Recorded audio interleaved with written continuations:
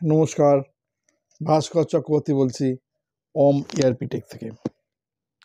আজকে প্রথমেই যেটা একটা ভালো খবর দেওয়ার, আমার বহু পুরনো দুজন স্টুডেন্ট, তারা অনেক দিন ধরে লড়াই করেছে, প্রায় নিয়ার অ্যাবাউট 1.25 বছরের ওপর, এবং তারা আজকে কিন্তু এসএপিতে প্লেসমেন্ট পেয়েছে। তো এটা ডেফিনেটলি একটা গুড নিউজ, এবং এটাই আলটিমেটলি আমি আগের বারের ভিডিওতে বারে বারে বলেছিলাম যে এসএপি এক্স্যাক্ট মিনিংটা এরকম নয় যে আজকে আপনার জব নেই, কালকে আপনার জবের জন্য এসএপি করে আপনি জব পেয়ে যাবেন। এসএপি নো, এই জন্য এসএপি কেউ করছে না। এসএপিটা টোটালি হচ্ছে একটা কেরিয়ার ওরিয়েন্টেড কোর্স। আপনার কেরিয়ারের ডেভেলপমেন্ট হবে। এই ডেভেলপমেন্টটা কখনো দেখা যায় কারোর তাড়াতাড়ি হয়ে যাচ্ছে, কখনো দেখা যায় যে কারোর দেরি হচ্ছে। এটা তো ডিপেন্ড করে সিচুয়েশান এবং তার কীরকম ধরনের স্কোপ তৈরি হয়েছে, তার কতটা স্কোপ সে তৈরি করতে পেরেছে তার উপর। হ্যাঁ, ডেফিনেটলি নিজস্ব স্কিল একটা বড় ফ্যাক্টর। সেখানে সে যতটা ডেডিকেটেডলি সেই জিনিসটাকে করতে পেরেছে, তার আগ্রহটাও এখানে যথেষ্ট ফ্যাক্টর কাজ করে, ঠিক আছে। বাট এখানে সেই নিজস্বতাও কাজ করে। আমার মনে হচ্ছে এখনকার স্টুডেন্ট যারা ক্লাস করছেন তারা অত্যধিক ডেডিকেটেডলি ক্লাস করছেন।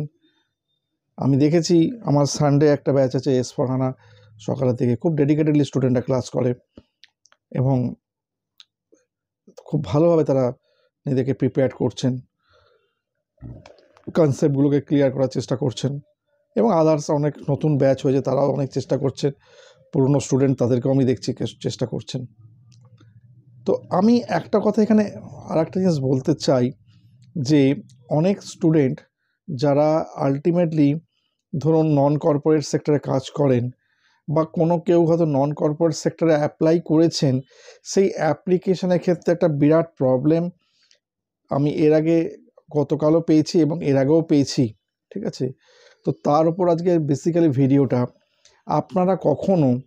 আপনারা যদি কেউ সিএমএ করেন, রানিং পার্সিউ থাকেন, বা এসএপি তো করছেনই, কখনো ওই সিভিতে ওই ধরনের ওয়ার্ডগুলো লিখবেন না যেখানে এসএপি চলছে না, যেখানে আপনি জব পেয়েছেন।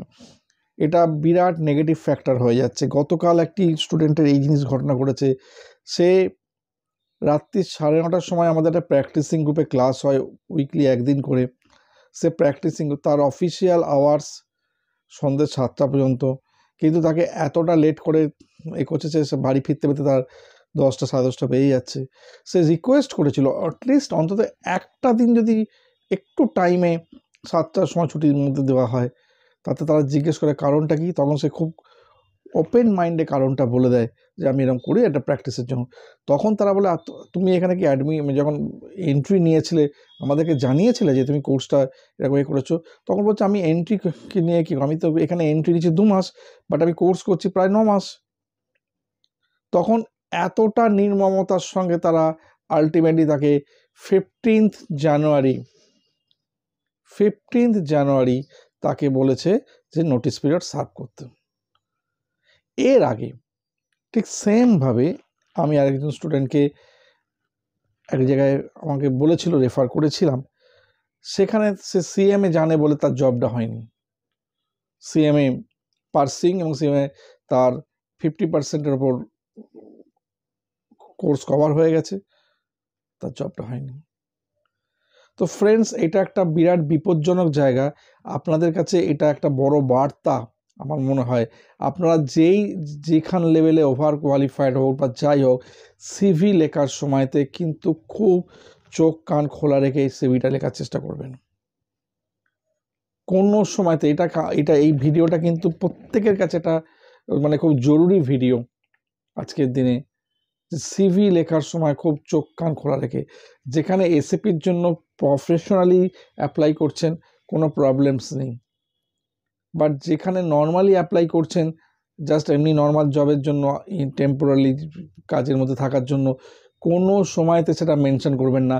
বা যদি কেউ যে কোনো জায়গাতে অলরেডি অ্যাবজর্ব হয়ে থাকেন, সেখানেও মেনশন করবেন না যে আমি এসএপি জানি, যাতে কোনো রকম পরবর্তী, কারণ এই ধরনের কোম্পানিগুলো তারা সবসময়তে এই ধরনের এমপ্লয়ি চায় যাদের জীবনে কোনো কেরিয়ার ওরিয়েন্টেড অ্যাপ্রোচ থাকবে না। তারা অন্ততপক্ষে 10-15 বছর কাজ করে যাবে, ওই একই রকম কম বেশি স্যালারি, এবছর ইনক্রিমেন্ট হবে তো 2 বছর ইনক্রিমেন্ট হবে না, এরকমভাবে করতে করতে করতে করতে যাবে। তাদেরকে সবসময়তে একটা জায়গায় বদ্ধ। এরা কোনো দিন কেরিয়ার ওরিয়েন্টেড কেরিয়ার কারণ জানে যে আজকে এই ধরনের স্টুডেন্ট যদি শিখে বেরিয়ে যাবে। তো আপনারা কিন্তু যেহেতু নিজেদের কাজের দরকারের জন্য কাজ তো করতেই হবে, সে করছেন, এই জায়গাটা ভীষণ খেয়াল রাখবেন। এই অ্যাপ্রোচটা কিন্তু আজকে জরুরি আছে।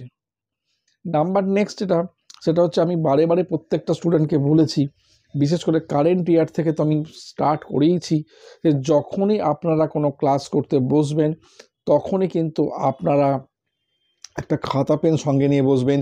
এভরিডে যে টিকটগুলো হয়ে যাচ্ছে সেই টিকটগুলো তার পাশে তার ডেসক্রিপশন লিখে নেবেন, শর্ট ডেসক্রিপশন।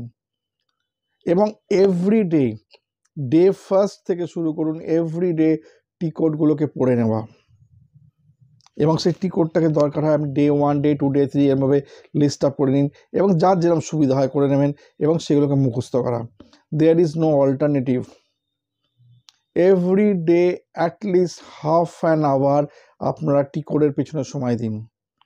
যতটা পরিমাণ সময় এই টিকটের পেছনে দেবেন ততটা পরিমাণ কনফিডেন্স এসিপির উপর বাড়বে।